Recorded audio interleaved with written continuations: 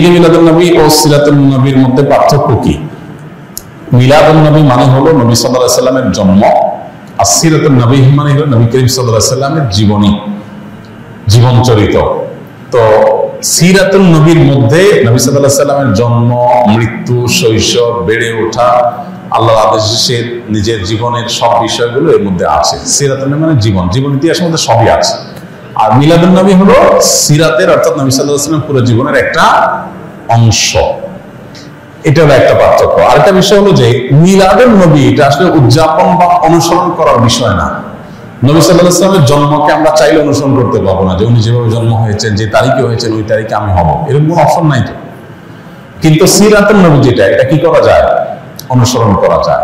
নবী সাল্লাল্লাহু আলাইহি ওয়াসাল্লামের জীবন চরিত দেখে দেখে সেই অনুযায়ী আমি আমার জীবনকে গঠন করলাম।